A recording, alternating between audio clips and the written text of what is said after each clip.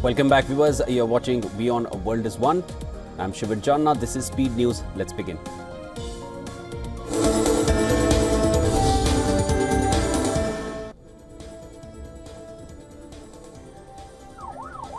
Gaza Civil Defense Agency says Israeli forces opened fire on crowds of Palestinians trying to collect humanitarian aid in the war-torn Palestinian territory, killing 93 people and wounding dozens more. The agency reported that 80 people were killed as truckloads of aid arrived in the north. 9 others were reported shot near an aid point close to Rafah in the south, while 4 were killed in the south near another aid site in Khan Yunis. The UN World Food Programme said its 25-truck convoy carrying food aid encountered massive crowds of hungry civilians which came under gunfire.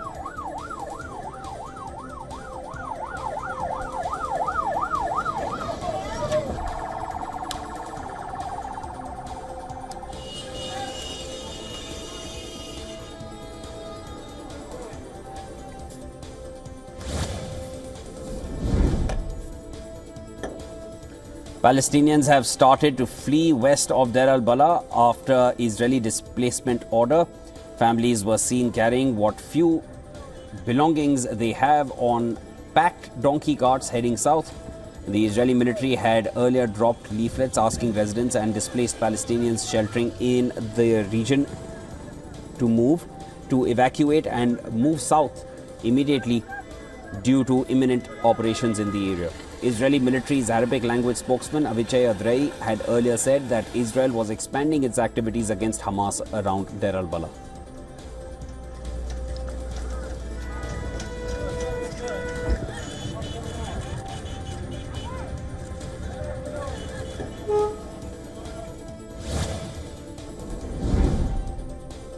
Large crowds of displaced Palestinians seen receiving a few ladles of soup in Gaza's Nusairat camp in the center of the strip as health officials warned of a growing hunger crisis.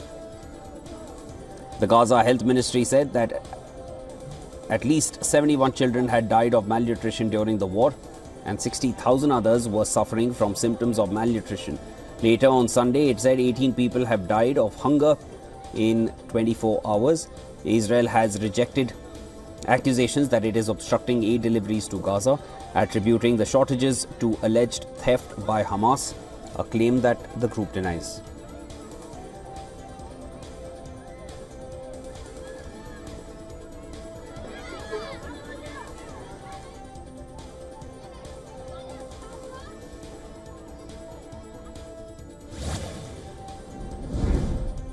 Syrian internal security forces have blocked the roads leading to the city of Sweida to prevent tribal and Bedouin tribes and forces from advancing towards the city. The Syrian forces aim to uphold a ceasefire ending the fighting between Bedouin and their longtime rivals, the Druze. Calm has returned to the province after a week of sectarian violence between the groups. A ceasefire announced on Saturday appeared to be holding early after earlier agreements failed to end the fighting. Sweida reported hearing no clashes on Sunday morning, with government forces deployed in some locations in the province to enforce the truce.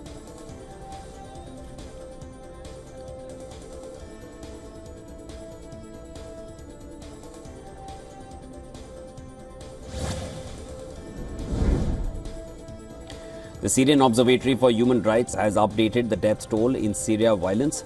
As of late on Sunday, a total of 1,120 people have been killed since the violence erupted a week ago. The figure includes 427 Druze fighters and 298 civilians from the minority group, as well as 354 government security personnel and 21 Sunni Bedouin. A video coming out of Sweida's main hospital showed morgue full of bodies, along with bodies lying on the ground outside the building. The United Nations Migration Agency said more than 128,000 people in Sweida province have been displaced by the violence.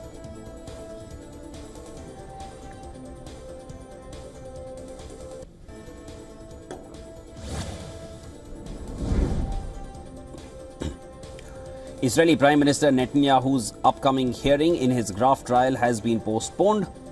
And this was after the premier came down with food poisoning over the weekend. An official statement from his office said that 75-year-old Netanyahu fell ill overnight and was found to be suffering from intestinal inflammation and dehydration, for which he was receiving intravenous fluids, adding that the Israeli Prime Minister will rest at home for the next 3 days in accordance with doctor's advice.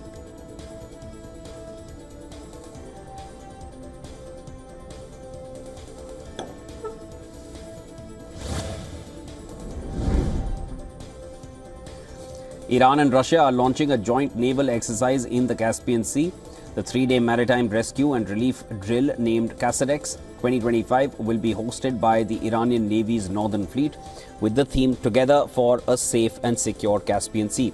Naval personnel from the Iranian Navy, the Islamic Revolutionary Guards Corps, Iran's Law Enforcement Command and Russian Navy will take part alongside observers from several Caspian Sea littoral states. Through Casadex 2025, both Iran and Russia aim to strengthen regional maritime safety, build trust among Caspian neighbors as well.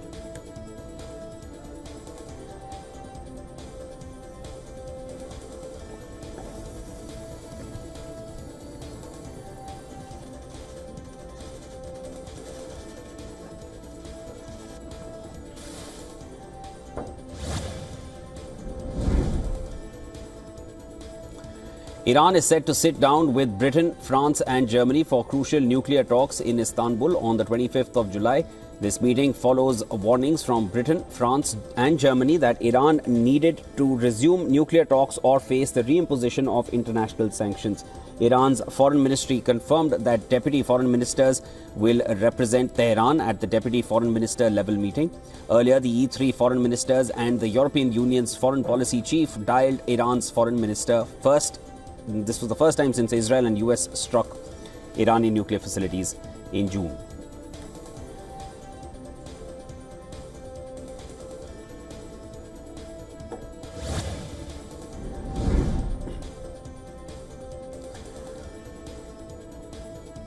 Kenyan rights activist Boniface Mwangi has been accused of facilitation of terrorist acts a day after he was arrested. Mwangi was a key figure during protests that rocked the country last month. At least 19 people were killed during the 25th of June demonstration against President William Ruto. The protests were originally organized to pay tribute to the victims of police violence at another protest at the same date last year. And as per police, Mwangi was arrested at his home near Nairobi and is being charged for hiring paid goons who stoked unrest during last month's protests.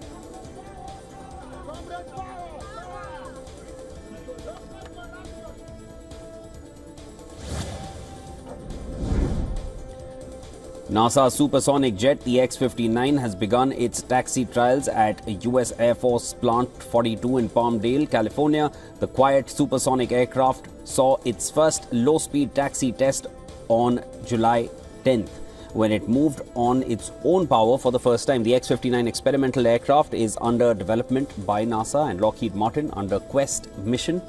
Lockheed Martin states that X-59 is designed to cruise at Mach 1.4, which is 1.4 times the speed of sound, or about 925 miles per hour.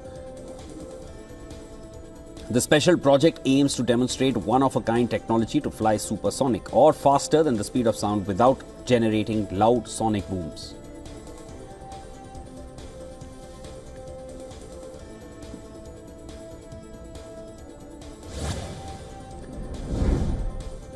The US President Donald Trump has posted a controversial AI-generated video depicting the arrest of his predecessor, Barack Obama. And the video posted to Trump's Truth Social account shows a digitally altered scene of FBI agents handcuffing Obama in the Oval Office, with Trump himself watching and smiling. The clip ends with Obama behind bars in an orange prison jumpsuit. And the release of this video comes just days after US Director of National Intelligence Tulsi Gabbard alleged that top Obama-era officials orchestrated a years-long coup.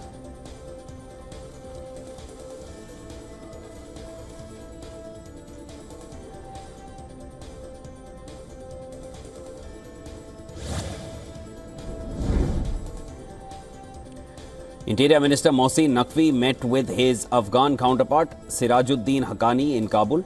And the visit comes after a series of steps between both nations to improve ties, such as the revival of the Joint Coordination Committee and the upgrading of each country's diplomats from the rank of charge d'affaires to ambassador. Both countries also held the inaugural round of the additional secretary-level mechanism talks earlier in the month.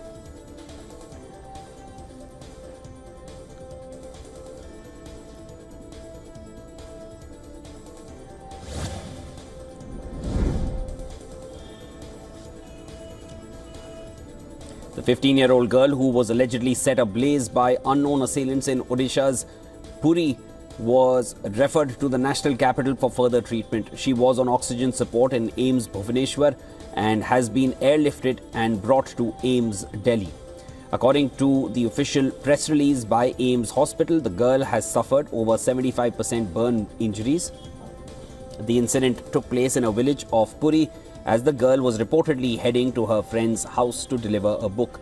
Police says the attackers intercepted her, covered Miner's face with a handkerchief, poured petrol and set her on fire.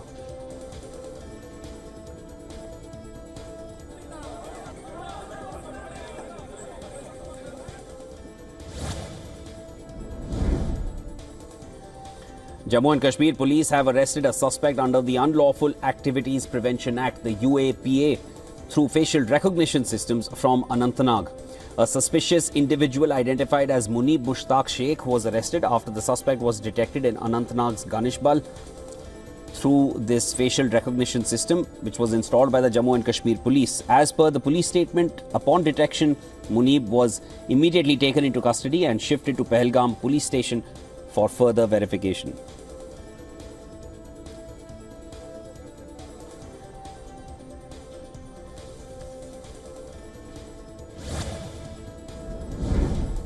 And the monsoon session of Parliament 2025 is set for a stormy start, with the opposition likely to raise several key issues, including the Pahalgam terror attack, Operation Sindoor, Bihar special intensive revision and the Air India plane crash in Ahmedabad in June. Ahead of the session, Prime Minister Modi addressed the media and hailed the victory of Indian troops in Operation Sindoor while praising Indian astronaut-led space mission Axiom 4 as a remarkable feat led by Shubhanshu Shukla. Now, the monsoon session in Parliament, which will continue till the 21st of August, with a break from August 12th to August 18th, will have 21 sittings across 32 days.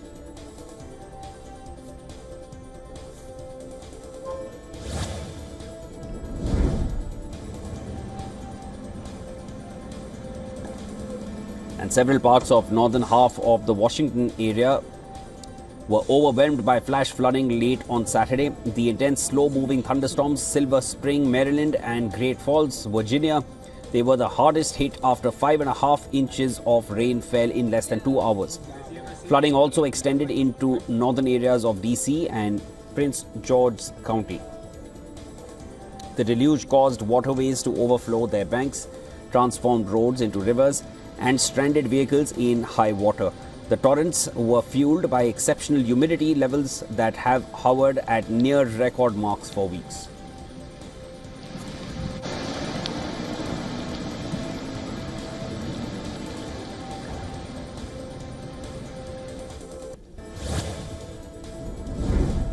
Two people have died and 5 were missing in the South Korean county of Gapyeong on Sunday, after a landslide engulfed houses and campsites and flooding swept away vehicles amid heavy rainfall. This brings the nationwide death toll to 17, with 11 people missing since the rain began on Wednesday, forcing more than 13,000 people to evacuate. The government weather forecaster said that the heavy rainfall, which had earlier lashed southern parts of South Korea, had moved north overnight. South Korean President Lee Jae-myung ordered a swift assessment of the damage and support.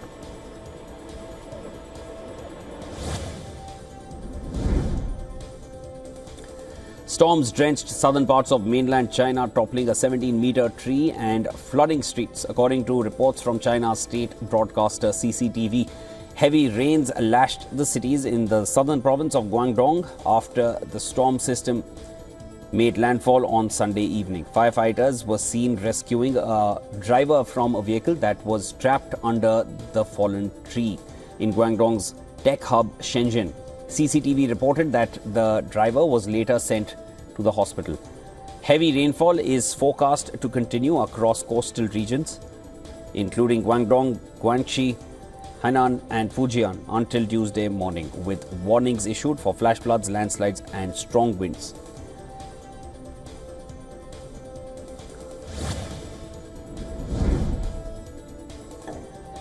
And strategists say the yen may be volatile against the dollar due to a setback for Prime Minister Shigeru Ishiba's ruling coalition in Japan. The election outcome casts doubt over the nation's policy direction. Japan's currency rose as much as 0.7%, but barred those gains to weaken slightly. The yen is expected to trade in 145 to 150 range this week, with markets watching the outcome of Japan-US tariff negotiations. Japanese stock futures fluctuated in a rare range of investors digested the historic defeat for the Liberal Democratic Party. Cash trading in Tokyo is closed on Monday for a national holiday.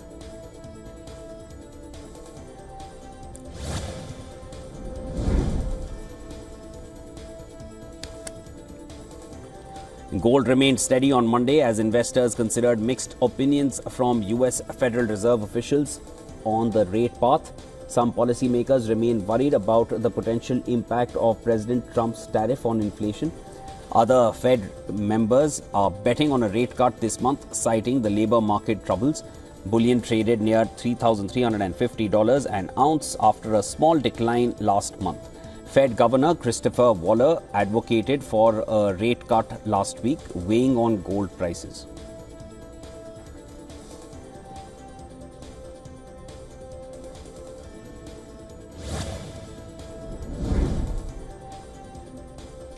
Oil was little changed on Monday after its first weekly drop this month.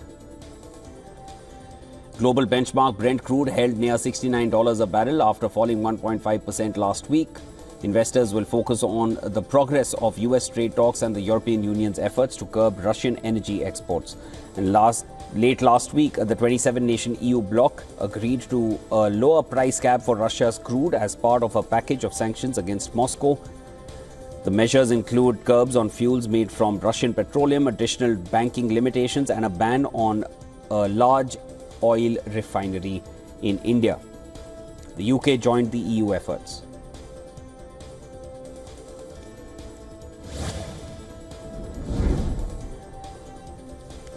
The Financial Times reported that the London Stock Exchange Group is weighing whether to introduce a 24-hour trading. This is in response to the growing demand from small investors for trading around the clock.